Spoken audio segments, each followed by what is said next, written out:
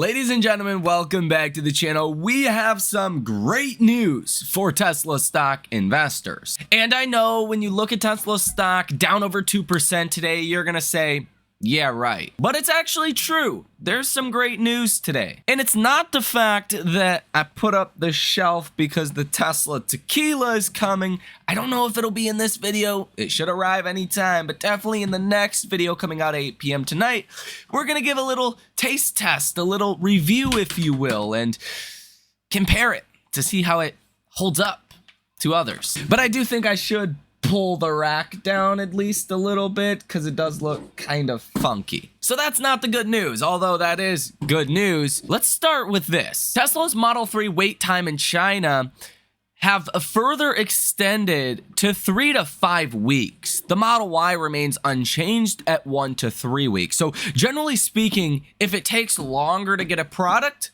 what does that mean?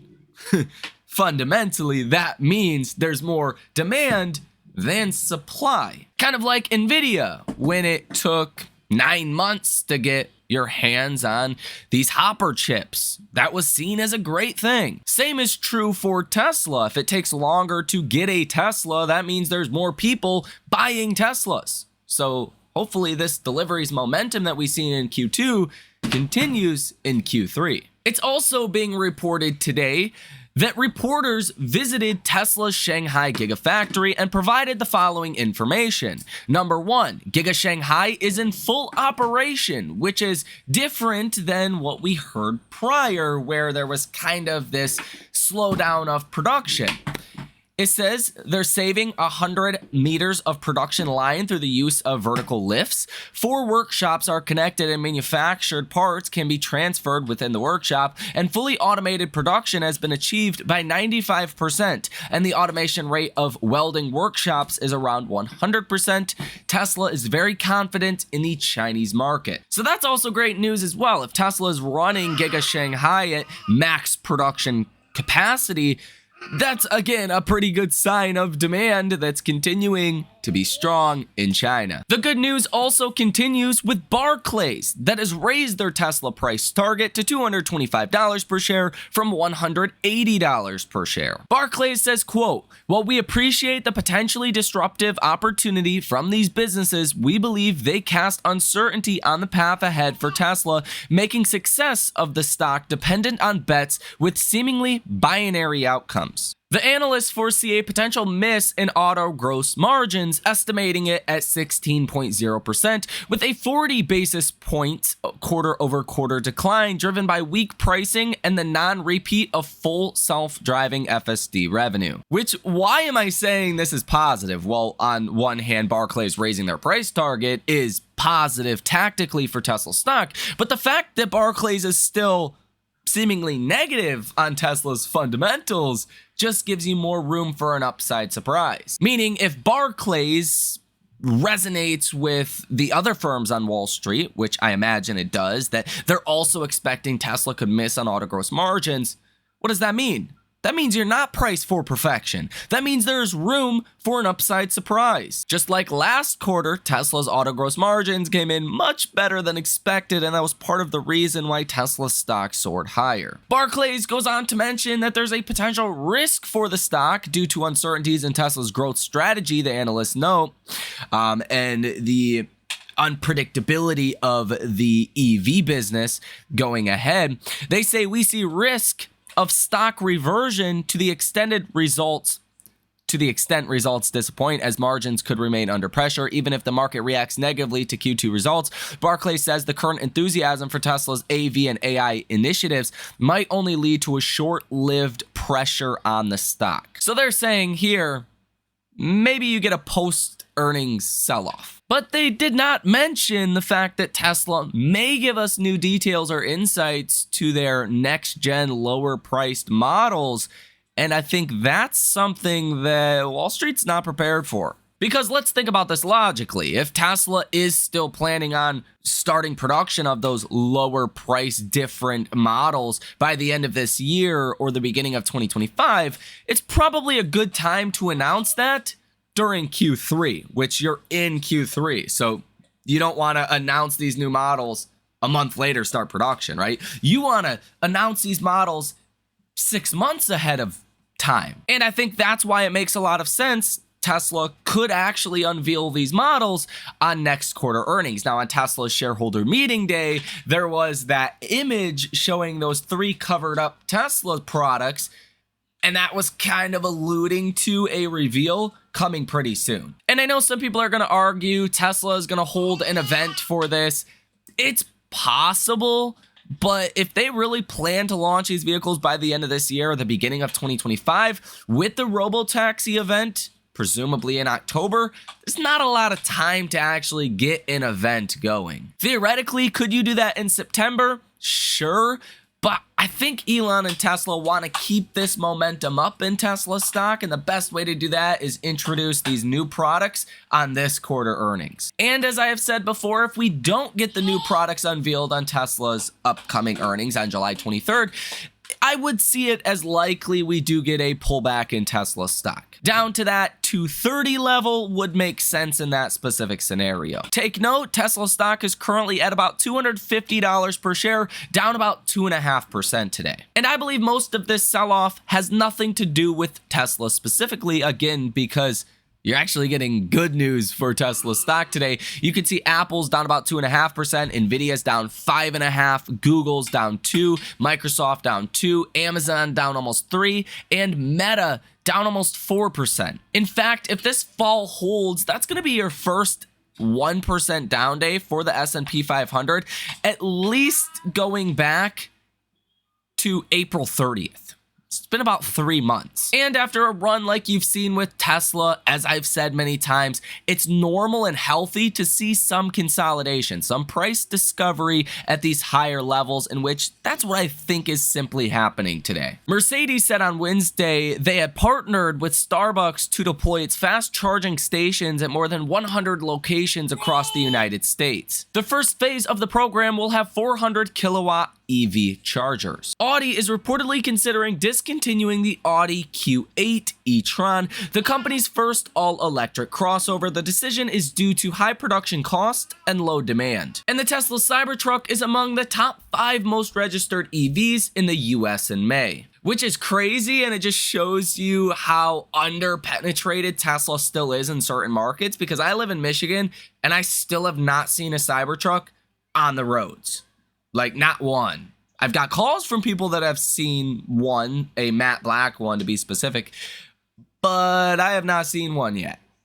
So there's a lot of room for Tesla growth, even here domestically. We also have a Kia that spotted testing a native NACS charge port. According to Forbes, sales surge shows the electric car's death may have been greatly exaggerated. Kelley Blue Book reports that 330,463 EVs were sold in the US during Q2, which is an 11.3% boost over the same period in 2023 and is 23% better than Q1 of 2024. Tesla has released 2 new Cybertruck accessories in the US, a tailgate shield for $300 and jump seats for $100. These jump seats are pretty dang cool. And Tesla is now accepting questions for their Q2 earnings call next week. As I'm sure you guys already suspect, the #1 most upvoted question so far is this: when exactly is the Robotaxi event, if not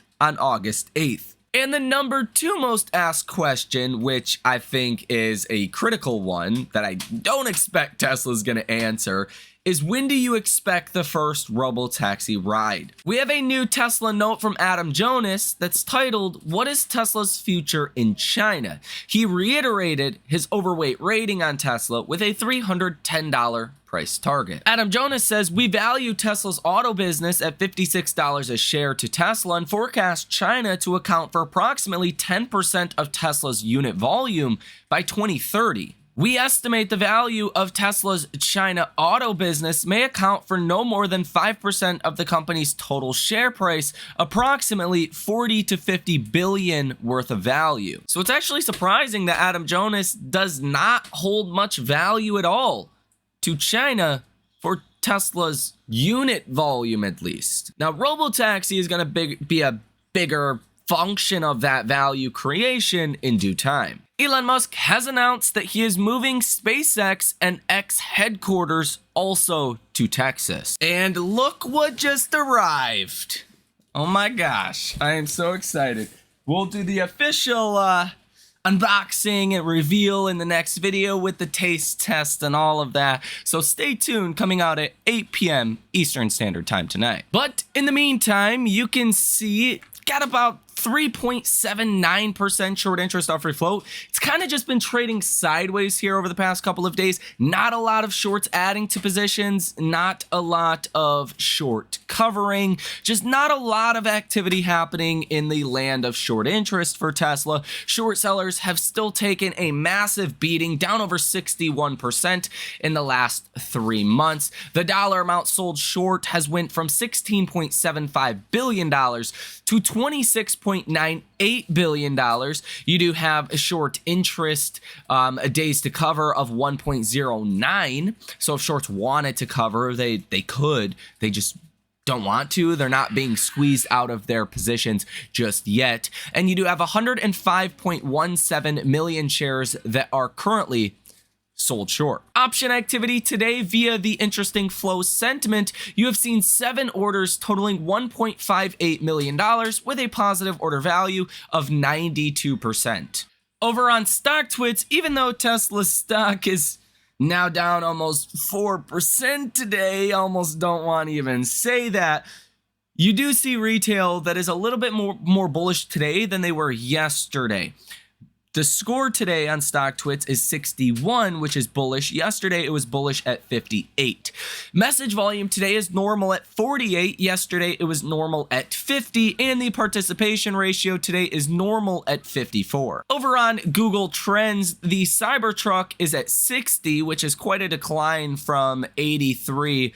Now down to 60. The Model Y is at 24, the Model 3 is at 23, the Model S is at 10, and the Model X is sitting at 8. Google Trends data for full self-driving still shows a 17, which is really where you were before the free trial. So again, don't be surprised if we see some kind of promotional effort again for FSD soon. Perhaps another free trial, perhaps the price to get cut, something along those lines. Which, remember, Tesla already puts the hardware in the vehicles when they make the vehicles, so the more people they can sign up, the more dollars they can bring in, well, is overall a big positive to Tesla's profitability. Which I do think is something that is quite underlooked heading into Tesla's earnings next week. FSD and the free trial that presumably caused a lot more people to sign up could have a much larger impact to profitability than Wall Street's currently expecting. Tesla continues to run about 4,000 different ads with Google, and Tesla's inventory numbers are rising a little bit today to about 5,800 for the Model Y. Model 3 is rising to about 4,400, Model X at about 3,200, and the Model S at about 2,900. Now, what's actually going on today that is causing this rough day for the S&P and the NASDAQ is this headline, that global chip stocks from Nvidia to ASML fall on geopolitics and Trump comments. Global chip stocks fell sharply with ASML, Nvidia, and TSMC hit amid reports of tighter export restrictions from the US and a ramping up of geopolitical tensions. Bloomberg reported Wednesday that the Biden administration is considering using a wide sweeping rule to clamp down on companies exporting their critical chip-making equipment to China. Donald Trump said Taiwan should pay the US for defense in an interview with Bloomberg Businessweek published Tuesday. And this is really what I warned about last night. ASML is down 11% today. Part of this is this whole geopolitical Biden, Trump kind of bad news everywhere situation. But some of this is ASML. ASML was sitting at all-time highs just a couple of days ago. Expectations were high. The earnings themselves were actually good for the number of bookings for their chip making systems, right?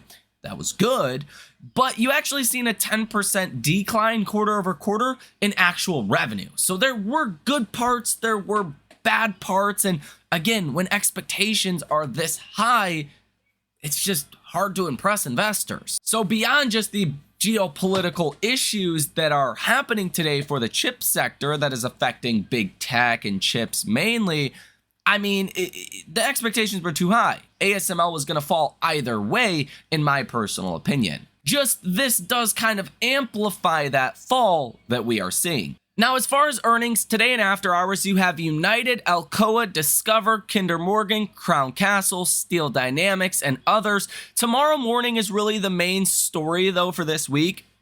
TSMC, Nokia, Cintas, Domino's, DR Horton, Abbott, the Blackstone Group, KeyBank, and a couple of others. But TSMC, I mean, how is chip production? NVIDIA manufactures most of their chips with TSMC, so if TSMC has good or bad earnings, that has more specific implications for NVIDIA than just ASML. ASML sold like 50 of their machines that actually help build chips, mainly to Intel and AMD and to a lesser extent TSMC. So TSMC is much more connected to NVIDIA, and we'll talk about this a little bit more in the next video. But regardless of geopolitical tensions, TSMC and NVIDIA, they're kind of priced for perfection, not nearly as much as they were yesterday. This fall today may cushion that fall post earnings a little bit more, but still I think earnings are a big risk for this market over the next couple of weeks. Tomorrow and after hours, you also have Netflix that will be reporting earnings, and that will affect your big tech stocks as well. Now, overall, at the time of recording this video, Tesla stock is down about 3.3%, down to $248 per share. I think it's still a toss-up whether we actually close above $250 or not. That $2 can be important. If we close above $250, that's better than not. If we don't, not a big deal. The only level that really matters on the downside is about $227 per share. As long as we stay above the long-term trend line, you're fine. And really, to get back to that level, that would still be a decline of over 8.5%.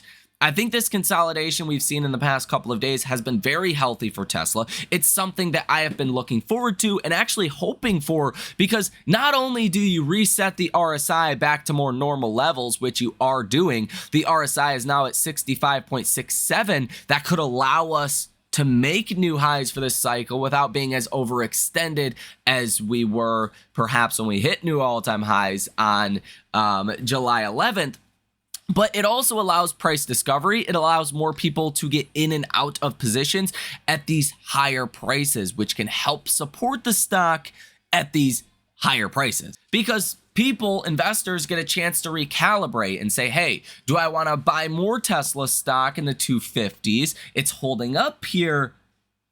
That's positive overall. So let me know what you think about this information down below in the comments section. Hit the like button as well as subscribe to the channel. You guys have a fantastic rest of your day, and I will see you in the next one.